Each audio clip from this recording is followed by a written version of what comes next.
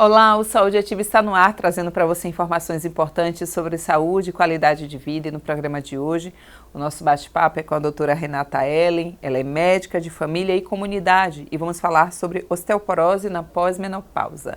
Também teremos uma dica de saúde. Fiquem conosco. Doutora, seja bem-vinda ao Saúde Ativa. Obrigada, é um prazer estar aqui com vocês. Reforçando que a doutora Renata, ela além de ser médica da família e comunidade, ela também aqui é a médica, né, que cuida dos servidores aqui da Casa Parlamentar. Doutora, fala pra gente o que é osteoporose e por que ela é mais comum nas mulheres após a menopausa. A osteoporose é uma doença silenciosa que ela tem a característica de trazer fragilidade ao osso. Tá? Com a diminuição resultando, na verdade, numa diminuição da densidade mineral óssea. Nas mulheres é mais comum, principalmente pós-menopausa, onde há uma redução acentuada dos níveis de estrógeno, que é um hormônio que a mulher tem, que é considerado um fator protetor do osso. Então, esse hormônio, ele faz com que aumente a atuação dos osteoblastos, que são células responsáveis pela formação óssea, e diminui a atuação dos osteoclastos, que são células responsáveis pela reabsorção óssea. Então, se a gente diminui o estrógeno, a gente tem uma diminuição também da densidade mineral óssea. Doutora, a gente está falando aqui de osteoporose pós-menopausa, né? Mas para quem nos assiste, até para esclarecer, a gente também pode dizer que acometem homens, que os dois, mulher e homem, em outra fase da vida, também mais jovens, isso é possível? Sim, é possível. A osteoporose é porque é muito mais comum ter osteoporose pós-menopausa, por causa daquela diminuição que eu já falei anteriormente do estrógeno. Porém, a gente tem casos de osteoporose secundária por outras doenças, como por exemplo, hiperparatireoidismo, hipertireoidismo, mieloma múltiplo. Existem outras patologias que não respeitam sexo e idade e que podem vir a fragilizar o osso também. E a gente pode falar assim, voltando para a mulher, nessa questão pós-menopausa, a gente pode falar que a osteoporose poderia de fato estar ligada assim, a como ela levou a vida, no sentido da alimentação, da atividade física, porque todo médico que passa por aqui, doutora, fala que tem total relação a diversas doenças, né? Se bebeu muita água, se era sedentário, se alimentava bem, se eram coisas industrializadas, então assim, teria uma relação também, que é bom que a gente já alerta aí as mulheres. Sim, infelizmente eu não vou dar essa justificativa para quem é sedentário, para quem abusa do uso de álcool ou do cigarro. Sim. Infelizmente, sim, está relacionado. A gente tem alguns fatores de risco que são modificáveis e fatores de risco que não são modificáveis para a osteoporose. E dentre os fatores de risco modificáveis estão sedentarismo, estão tabagismo, o uso excessivo de álcool e a gente tem alguns outros, como por exemplo, uma baixa ingesta de cálcio e uma diminuição, uma pessoa que tem um índice de massa corpórea muito baixo. Pessoas muito magrinhas que têm uma tendência a maiar sarcopenia, ou seja, uma massa muscular mais frágil, menos abundante, ela também predispõe à osteoporose. E assim, doutora, é possível identificar a osteoporose antes de ocorrerem as fraturas? Inclusive, fala pra gente quais são os sintomas, né? Eu descubro no exame de rotina, alguma dor, incômodo? Na verdade, não. A osteoporose é uma doença bem silenciosa e quando a gente descobre, já tem as fraturas. É claro que, através do rastreamento, existe a possibilidade de a gente identificar esse paciente com essa fragilidade óssea antes de haver realmente uma fratura. E essa análise é feita através de algum tipo de exame? A gente imagina tudo que, assim, é exatamente isso, não há dor, né? Então, só se verifica quando há uma quebra. Mas essa quebra do osso, doutora, é do nada? É necessário uma queda de fato? O que é que acontece? Até para um alerta para a gente, né? Perfeito. Lembrando que a gente está falando de uma mulher pós-menopausa, então vamos colocar lá para os 55 em diante, a gente tem que, por isso que é tão importante a gente reforçar essa questão do exercício físico. Pessoas que não têm uma massa muscular bem formada, elas têm uma tendência maior à instabilidade na marcha e levar a quedas. Sim. E quedas são as principais causas de fratura. Então, como o osso já está mais frágil, já está mais propenso à fratura, qualquer queda de própria altura, com uma biomecânica mais baixa, ou seja, não precisa ser uma queda muito grande, muito forte, um trauma muito forte. Qualquer queda de própria altura, por exemplo, tropeçou no tapete, caiu de uma escada, mesmo degraus poucos, numa baixa estatura, pode levar à fratura.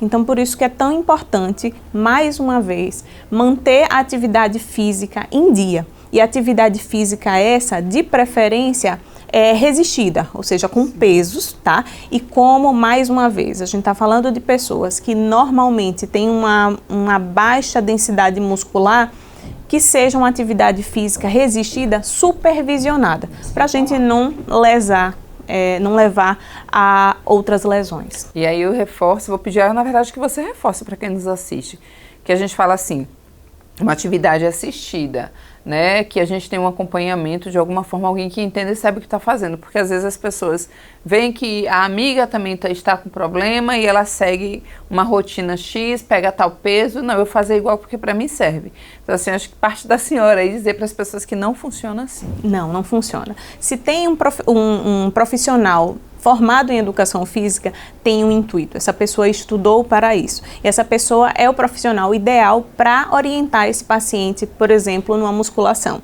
Se a pessoa já tem alguma lesão residual, talvez a incrementação do profissional da fisioterapia também seja muito interessante.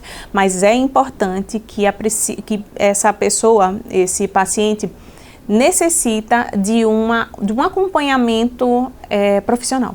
Entendi. Doutora, vamos lá, a mulher levou uma queda, caiu e se machucou, ela vai para o hospital, né? Fraturei aqui, caí. Como é que se investiga que de fato ela está com osteoporose? Quebra várias vezes assim, o osso, algum exame específico, sangue, ultrassom, como é que se detecta? Tá. Especificamente a osteoporose, quando se tem fratura, o fato de ter a fratura por uma biomecânica leve, ou seja, uma queda de própria altura, já pode dar o diagnóstico. É claro que a presença de uma densitometria óssea, que seria o exame ideal para o rastreamento e o diagnóstico da osteoporose, traz-nos mais confiança, tá? Mas a partir do momento que teve uma fratura com essa característica mais frágil, de uma queda simples, o que a gente fala, uma queda de própria altura, já diagnostica a osteoporose. Doutora, quando a gente fala, a gente falou sobre alimentação, mas assim, a gente liga a TV e vê diversas propagandas dizendo, olha, compre tal suplemento que ajuda no fortalecimento dos ossos. E a gente corre lá e compra, assim, isso de fato funciona, eu tenho que ter cuidado, eu posso sim fazer uso de algumas coisas ao longo da vida para fortalecer na pós-menopausa, isso pode me trazer um problema, é bom esse alerta pra gente. Com certeza. Na verdade, existem bens que a gente procura, mas no final resulta em um mal. Suplementação, quando bem indicada, é ótimo, tá? Sim. Excesso de cálcio não é tão interessante. Então, normalmente, quando se fala em osteoporose, a gente pensa em suplementação, até porque é um dos tratamentos. Suplementação de cálcio e de vitamina D. Ambos são responsáveis por formar esse osso, tá? E são responsáveis também por manter essa homeostase do osso, manter o osso sendo renovado com equilíbrio, tá? Não reabsorvendo muito, nem formando demais, tudo mantendo no equilíbrio. Então, sim, é importante que a gente faça essa suplementação se na ingesta diária não está sendo suficiente. Estudos dizem que o brasileiro, na verdade, ele não tem uma ingesta suficiente de cálcio diária, através da dieta. Então, normalmente, a gente faz essa suplementação. Primeiro, há necessidade de um cálculo para estimar o quanto de cálcio é ingerido através da dieta e se não chegar a uma meta de 1.200 miligramas por dia, aí sim fazemos a suplementação. A mesma coisa serve também para a vitamina D. Entendi. E para quem nos assiste, doutora, fala assim, alguns itens da nossa rotina que é de fácil acesso, inclusive para todos que contêm o cálcio. Que, claro, a suplementação em alguns casos seria necessária, mas assim, que eu posso comer todo dia, que eu posso consumir. Assim, eu acho que o mais fácil de se identificar é o leite, tá? O leite e seus derivados é uma fonte rica em cálcio, tá? Tem o espinafre também, e pensando na vitamina D, que é um outro pró-hormônio que é muito importante para a osteoporose, seria a gema do ovo, seria salmão, dentre outros alimentos. Doutora, e uma osteoporose, ela não tratada, né? Quais são os riscos que ela pode trazer, as consequências na vida de uma mulher, já que, como a gente fala, quebrar um braço, né? Assim, ela consegue ainda se locomover, ter uma atividade, uma rotina, mas se for uma perna, um fêmur, a coisa já complica. Então, o que é que acontece? Isso. Pensando em fratura, o que a gente tem de consequência de uma osteoporose maltratada ou não tratada seria fratura, tá? Fraturas essas muito mais comuns no colo de fêmur, região de rádio distal, que seria o punho, e a região da vértebra também. Então, essas fraturas, elas tendem a deixar, principalmente em região de vértebra e de colo do fêmur, deixar o paciente mais imóvel, tá? Fazendo com que ele tenha uma perda de massa muscular e tenha também, eventualmente, dor crônica, e isso possa evoluir, por exemplo, a um quadro de síndrome da fragilidade do idoso, quando acentuado e causado por uma imobilidade muito grande, pode levar a casos de trombose venosa profunda ou de embolia pulmonar, levando até a um fim não desejado. Imagina, então assim, é o pensamento antes da menopausa.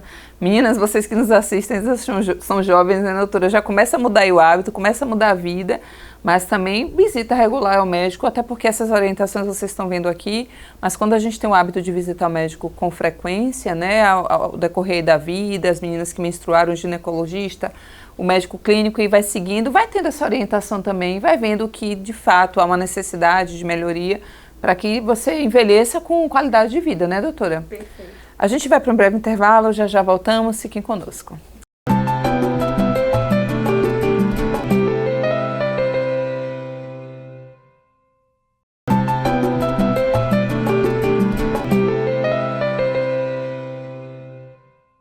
Estamos de volta com o Saúde Ativa. Hoje o nosso bate-papo é com a doutora Renata Ellen. Ela é médica de família e comunidade. Estamos falando sobre osteoporose na pós-menopausa. Se perdeu o primeiro bloco, é só ir lá no nosso canal do YouTube, colocar Câmara Municipal de Aracaju, e você pode assistir a reprise deste programa e de outros.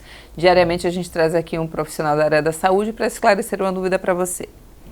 Doutora, a gente encerrou o primeiro bloco falando sobre consequências, né, da osteoporose não tratada. Mas assim, tem uma faixa etária que a gente está falando pós-menopausa, que como a senhora falou, comete aquelas mulheres perto dos 50, mas existe uma faixa etária que esse risco ele aumenta muito mais, assim, que a gente pode dizer, opa, aqui é um perigo e tem que ter cuidado, até porque quando a gente falando até de idoso, a gente sempre ouve falar de muita queda de idosos, e às vezes a queda do idoso, que é uma queda que a gente iria levantar, né, na faixa dos 30, 40, tranquilamente, me machucou, doeu, tá roxo. Ele quebra um osso, ele quebra um fêmur, é muito comum o idoso fraturar fêmur, né? Mas assim, existe essa idade que, aqui tem que ter bastante atenção. Sim, com certeza. Na verdade, como a osteoporose é uma doença silenciosa, então não tem nada que faça nos pensar, estou sentindo isso, vou procurar, talvez seja osteoporose. Nós temos um marco de 65 anos para mulheres, tá? Então, a partir dos 65 anos, todas as mulheres devem fazer uma densitometria óssea. Normalmente, na verdade, isso vai muito da avaliação do médico de ano em ano ou de 2 em 2 anos. Porém, pacientes que já tiveram fratura prévia, e isso relacionadas, não fratura, por exemplo, acidente de carro, e sim uma fratura por uma queda de própria altura, uma queda simples.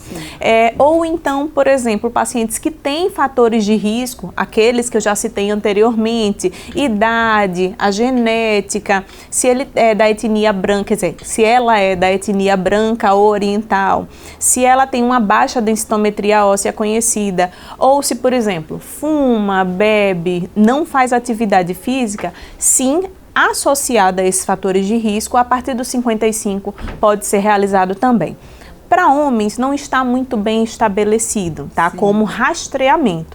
Porém, se o homem já apresentar fraturas de repetição, ou fratura, como eu havia explicado anteriormente, fraturas com quedas simples, ou se tiver alguma patologia que tem uma tendência a deixar o osso mais fraco, também pode ser realizado esse rastreamento. Uma pergunta até, às vezes numa família a pessoa fica já com medo porque o pai tinha, a mãe tinha, o avô, o bisavô, o primo papagaio. Assim, há um risco de pessoas também que têm diversas pessoas na família com osteoporose, assim, todos tiveram, tem de ter também, o risco aumenta ou não tem a ver? Genética tem uma associação, sim, mas a gente precisa também investigar não só osteoporose, mas assim, se uma pessoa tem na história pessoal ou familiar fraturas, sim, a gente deve investigar a osteoporose. Outra coisa é não descartar a possibilidade de osteoporose secundária. Ou seja, por exemplo, se o paciente tem um hipogonadismo, uma deficiência de testosterona, pensando em homens. Hipogonadismo. Isso. Por que será que eu tô falando? Seria essa deficiência de testosterona, por exemplo, uma alteração da paratireoide. Tem patologias que podem também levar a essa fragilidade do osso. Então a gente precisa abrir um pouco mais a cabeça e investigar outras causas também. Entendi. Doutora, como a senhora falou, são diversos tratamentos, né? Eu imagino que vai ser uma rotina de vida individual. Assim, o tratamento que vocês vão dar para aquele paciente, de alimentação, de remédios, um problema que a pessoa, quando descobre, ela precisa visitar regularmente o médico. E a minha outra pergunta, para além disso, quando ela começa a fazer tudo isso que o médico orienta, ela tem uma melhor qualidade de vida, mas ela fica curada da osteoporose, é uma coisa que ela vai levar o resto da vida. Então, a osteoporose não tem cura. Como diversas doenças que a gente tem na medicina, a gente tem um controle, né? Sim. E esse controle não é só garantido pelo tratamento. A gente precisa do tratamento medicamentoso, se a osteoporose estiver estabelecida, e do tratamento não medicamentoso. Mais uma vez, reforçando a importância do exercício físico resistido e assistido, da ingesta regular de fontes de cálcio e vitamina D, sim, da exposição solar, se não tiver uma contraindicação, e também de uma boa qualidade de vida, além do tratamento medicamentoso.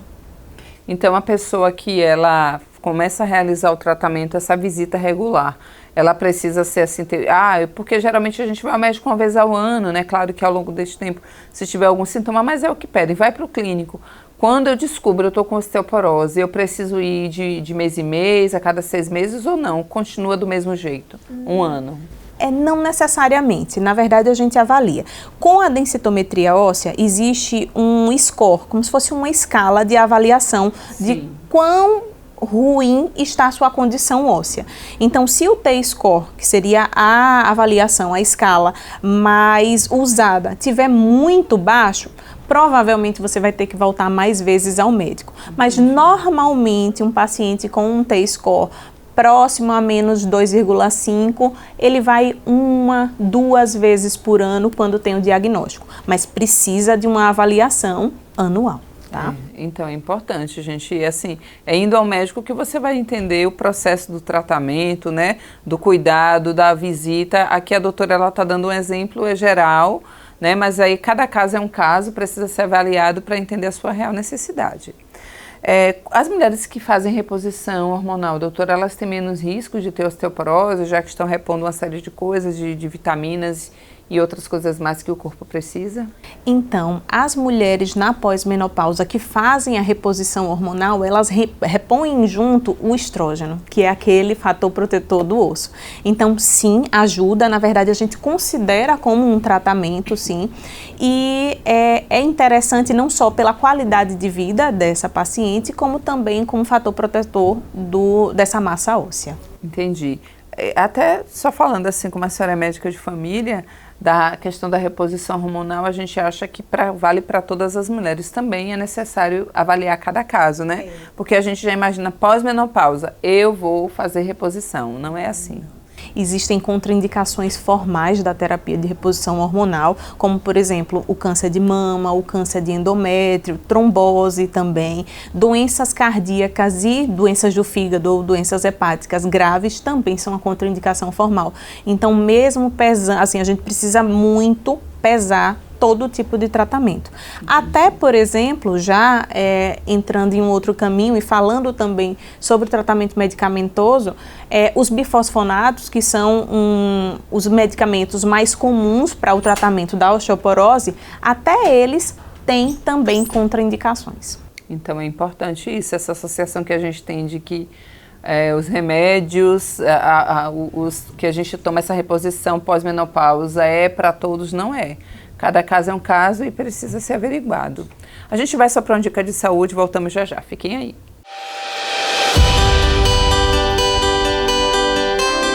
Sintomas da menopausa. Os sintomas da menopausa, eles começam a aparecer em torno dos 44, 45 anos. Tem alguns pacientes que aparecem um pouco antes. Mas os que a gente precisa sinalizar de mais importante: ondas de calor, secura vaginal, percepção de pele mais ressecada, atrofia genital, dor muitas vezes na hora da relação sexual, disforias, horas apresenta o humor mais deprimido, horas mais agitado, dificuldade com o sono, lapsos de memória. Então, se vocês, mulheres, estiverem sentindo algum desses sinais e sintomas, é importante procurar o seu ginecologista.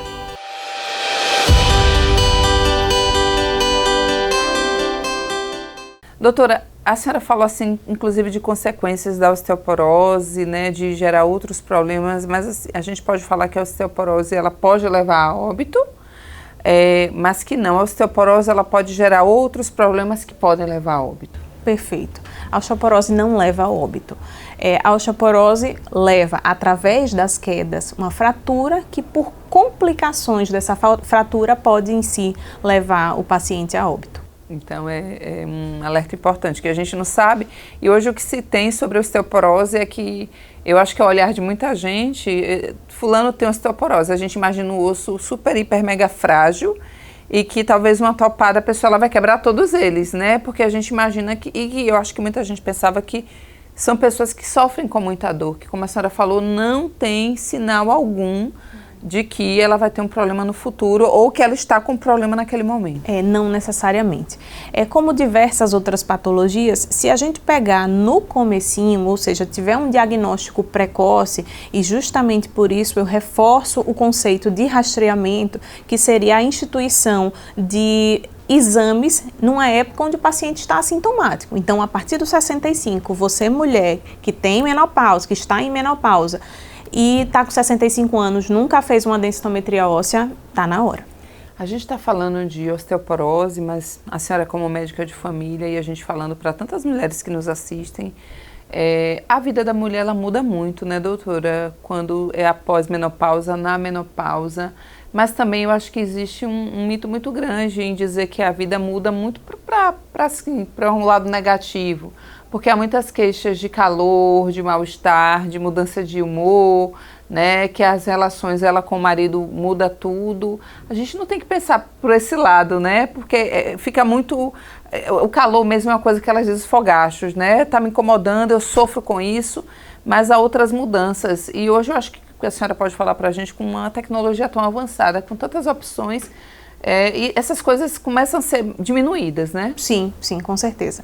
E a gente tem que lembrar também que nem todo mundo precisa fazer terapia de reposição hormonal, ou nem todo mundo vai solicitar, isso vai ser uma queixa. Tem pessoas que, como você disse, conseguem passar por essa situação sem tantos sintomas ou sem tantos desconfortos. E não é por isso que só porque ela está em menopausa que eu vou instituir esse tipo de tratamento. Se o paciente não apresenta queixa, se está convivendo bem com aquela situação, que bom, essa é uma fase da vida. A gente não vai permanecer com estrógeno alto, com a progesterona alta para o resto da vida. E homens também, vocês não pensem que a testosterona vai ficar alta para sempre. Não vai. Então, tem esse processo, esse é o processo de amadurecimento do corpo e envelhecimento, então a gente precisa aceitar algumas restrições, algumas mudanças no nosso corpo. Mas se elas forem muito incapacitantes, se debilitar muito a qualidade de vida, é interessante pensar na possibilidade. Eu não consigo, de fato eu não consigo lembrar, mas eu não sei se a gente falando aqui sempre pós-menopausa, menopausa. Quando é que a mulher sabe, doutora, que ela está na menopausa? De verdade, a gente tem um marco da perda da menstruação. Então, se você não perdeu, não teve aquele fluxo menstrual naquele mês, guarda essa data e depois de 1 ano sem menstruar, aí sim a gente considera como uma pessoa em menopausa. 1 ano na ausência. Porque o que acontece no climatério, que seria esse período pré-menopausa, é que a menstruação ela vai falhando, ou ela, na verdade, ela desregula. Sim. Ela vem um mês, depois vem meses que ela não vem, e aí tem meses que ela vem 2 vezes, vem um fluxo muito alto, depois um fluxo muito pequenininho. Então, isso vai variando. Então, a última menstruação seria o marco. Espera 1 ano, aí sim a gente pode intitular como realmente está em menopausa. É importante, eu já conheci pessoas que falam, eu não menstruo há 2 meses, eu já estou na menopausa, porque eu estou sentindo calor, eu acho que eu já estou. Então é importante a gente entender que é 1 ano, gente, marcou, passou, aí 1 ano, eu posso ter a certeza de que eu estou na menopausa, né, doutora? Aí você está no climatério. Doutora, qual é a mensagem, assim, eu ficaria por horas ainda batendo esse papo com a senhora, a gente precisa encerrar, mas para todas as mulheres que nos assistem, qual é a mensagem que a senhora deixa para as pessoas que estão aí na menopausa, na pós-menopausa, que tem o olhar de que, como eu falei anteriormente, a vida muda, mas não serão coisas boas, serão coisas ruins, e não é isso, assim, deixa essa mensagem e reforçando sempre, né, que a gente sempre trazemos vários especialistas aqui na área e diversos problemas de saúde. A menopausa é um caso pouco à parte, porque a gente não tem como diagnosticar precocemente, mas reforçando da importância da busca, né, do médico, da frequência, porque tem outros problemas, inclusive, que a gente pode detectar e a pessoa ter qualidade de vida ao invés de ter consequências aí, né? Perfeito. Independente de ser menopausa ou osteoporose, o que eu gostaria que fixasse é a necessidade de uma mudança no estilo de vida. Seja acrescentar atividade física, ou seja, combater o sedentarismo, evitar fumar, evitar beber e fazer escolhas melhores com relação à alimentação. Então, tudo isso faz com que, de pouquinho em pouquinho, você construa uma longevidade saudável e com qualidade de vida. Muito importante, muito importante. Eu reforço, doutora, acho que ao longo desses talvez 6 anos que eu apresento o programa aqui, eu falo para todos que nos assistem, a gente sempre traz semanalmente um profissional da área da saúde para tratar de um tema, às vezes associado a campanhas como Outubro Rosa, Novembro Azul e outras mais, mas assim, do cuidado antecipado, do cuidado na nossa rotina, né? Eu sei que a gente está com a vida muito louca, aí vai para comida industrializada porque é mais rápido. Eu sei que a gente dá justificativa todo dia para não fazer atividade física, eu bem sei disso. Não, eu vou amanhã, porque hoje eu já estou cansada. Né? E aí vai indo, aí vem a questão da obesidade para muitos, que gera diabetes e uma série de outras coisas, mas que isso ao longo da vida, esses pequenos cuidados que eu falo para as pessoas, os médicos que passaram aqui já disseram, você não precisa ser marombado, não precisa ficar 3 horas na academia, às vezes uma caminhada diária, né, doutora? Perfeito. Essa coisa da alimentação, de você tirar 2 horinhas no final de semana, preparar algo para a sua semana, de beber água, lembrou, bebeu água, pegar a garrafinha, como isso no dia a dia pode interferir na nossa vida lá no futuro, né? E evitar uma série de problemas. E para além também essa visita regular ao médico, né? Porque tem doenças que são silenciosas. A osteoporose, como a doutora falou, ela não leva a óbito, mas ela pode gerar outros problemas que podem levar e outras doenças, como câncer de colo de útero, que se a mulher for no médico com antecedência e descobrir, ela pode ficar curada. Sim, então, sim. É importante a gente ressaltar isso, né? Eu sei que a rotina nos consome, a gente vai correndo, e aí eu sempre faço a pergunta, às vezes no final a gente corre para chegar. Que local? O que a gente quer, né? Então, assim, parar para pensar e refletir, porque sem saúde nada tem sentido, né, doutora? Perfeito. E assim, puxando um pouco a sardinha para a minha especialidade, que é a medicina de família e comunidade, eu acho que todo mundo merece um médico de família para si. Nós somos responsáveis por prevenção, por tratamento, por reabilitação e por promoção da saúde. Então, todas essas coisas que você falou aqui, o médico de família, ele faz. Então, é interessante sim você ter um médico de confiança e é como eu disse, puxando a sardinha para a minha especialidade, que é tão importante, tá? Então, sim, a gente precisa prevenir algumas coisas que o objetivo, na verdade, é chegar lá bem independente e saudável. Exatamente. Doutora, muito obrigada. Por nada. Em breve, o Saúde Ativa estará de volta trazendo mais informações sobre saúde e qualidade de vida. Eu aguardo todos vocês. Até lá.